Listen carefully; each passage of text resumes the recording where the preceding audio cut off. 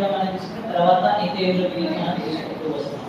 సరే ఈ మధ్య కాలంలో వచ్చిన స్కీమ్స్ లో ఏమున్నా ఈ గవర్నమెంట్ తీసుకొచ్చిన గత గవర్నమెంట్ తీసుకున్న national food security act most important. దీనిపైన బిట్లు గ్యారంటీస్ మన బిట్లు అవ్వడం రావచ్చు. మళ్ళీ నేషనల్ ఫుడ్ సెక్యూరిటీ యాక్ట్ ను భారత ప్రభుత్వం ఎప్పుడు తీసుకొని రావడం జరిగినది? 2013 సార్. ఎప్పుడు సార్? 2013.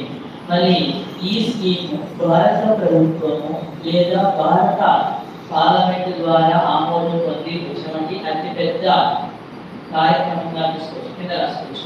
భారత పార్లమెంట్ చేత ఆమోదించబడినటువంటి అతిపెద్ద ఆహార భద్రత కార్యక్రమం ఏది అంటే నేషనల్ ఫుడ్ సెక్యూరిటీ యాక్ట్. తీసుకోవచ్చు.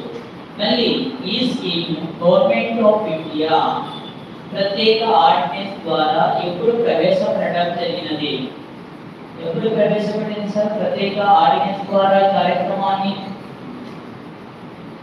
2013 జూలై 5న ప్రవేశపెట్టడం జరిగింది సార్. 2013 జూలై 5న ప్రవేశపెట్టింది. ఆమోదం మాత్రం ఎప్పుడు పొందడం జరిగిందంటే 2013 సెప్టెంబర్ 10న ఇది ఆమోద ముద్ర పొందడం జరిగినది. కానీ స్పెసిఫిక్ ఆర్డినెన్స్ ద్వారా రాష్ట్రపతి ఆర్డినెన్స్ ద్వారా ముందస్తుగా దీన్ని ఇంట్రడ్యూస్ చేయడం జరిగింది. ఎప్పుడు సార్? 2013 జూలై. అనేది అవసరం లేదు, ఇప్పుడు చెప్పేది ఇంపార్టెంట్. దీని యొక్క ముఖ్య ఉద్దేశం ఏంటి సార్?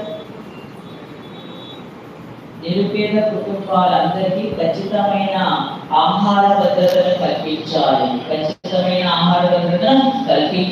దీని యొక్క ముఖ్య ఉద్దేశం తీసుకోవచ్చు. ఈ పథకం కింద ఖచ్చితంగా అందించవలసిన నిత్యావసర ఆహార పదార్థాలు ఏవి? ఈ పథకం కింద ఖచ్చితంగా కల్పించవలసిన నిత్యావసర ఆహార పదార్థాలు ప్రధానంగా ఏవి అందించకపోయినా మాత్రము ఈ 3 అందించాలి. అందించవలసిన పదార్థాలు 3 ఏమేమి ఉన్నాయి సార్? ఇక్కడ రైస్, బియ్యం, సార్ గోధుమలు, నెక్స్ట్ సార్ చిరుధాన్యాలు, లేదా వీటిని ఏమని పిలుస్తాము? కొత్తగా ధాన్యాలు అని కూడా పిలుస్తారు. వీటిని ఖచ్చితంగా అందించాలి. మళ్ళీ ఇక్కడ బియ్యం కేజీ ఎన్ని రూపాయల చొప్పున అందించాలి? 1 కేజీ ఎన్ని రూపాయల చొప్పున అందించాలి? ఈ పథకం కింద తీసుకున్నప్పుడు బియ్యం కేజీ 3 రూపీస్ చొప్పున అందించాలి. గోధుమలు కేజీ 2 రూపాయల చొప్పున అందించాలి. చిరుధాన్యాలు కేజీ 1 రూపీ చొప్పున అందించాలి. ఈ పథకం కింద ఖచ్చితంగా ఏవి అందించకపోయినా ఈ 3 పదార్థాలు అయితే అందించాలి. రైస్ కేజీ ఎన్ని రూపాయల చొప్పున సార్? 3 రూపీ చొప్పున. ఈ గోధుమలు వచ్చేసి 2 రూపీ చొప్పున. చిరుధాన్యాలు లేదా కొత్త ధాన్యాలు 1 రూపీ. చిరుధాన్యాలు అంటే ఏమొస్తాయి? రాగులు కావచ్చు, సజ్జలు కావచ్చు, కొర్రలు కావచ్చు, జొన్నలు కావచ్చు అందించడం జరుగుతూ వస్తుంది. దాని బదులు ఇప్పుడు ఏమిస్తున్నాడు? రాగి పిండి అనేది వస్తున్నారు. గతంలో రాగులు ఇచ్చారు, కొద్ది రోజులు జొన్నలు కూడా ఇవ్వడం జరిగింది.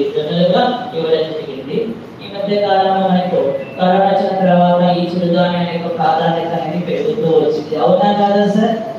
కరోనా రాకముందు చిరుధాన్యాలు మనం ఎవరైనా ఉపయోగించేవాళ్ళమా?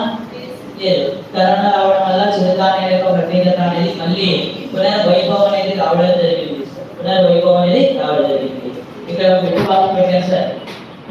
చిరుధాన్యాలలో మోస్ట్ ఏది? రాగులు చాలా ఇంపార్టెంట్ సార్. పాయింట్ పెట్టారు సార్.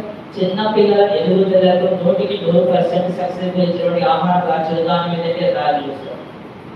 రాగి జావన చిన్న పిల్లలకు కాకపోతే వాళ్ళ యొక్క గ్రోత్ రేట్ భయంకరంగా ఉంటుందంట. ఏ పదార్థాలు ఇచ్చి కూడా బెస్ట్. మనం ఈ బోనం మిఠాయి ఎలా తాగుతున్నారో అవి కూడా బెస్ట్ సార్. ఈ రాగి పిండి చావా చేసి తాగితే చాలా బెస్ట్ సార్. మంచి శక్తి సామర్థ్యాన్ని ఇస్తారు.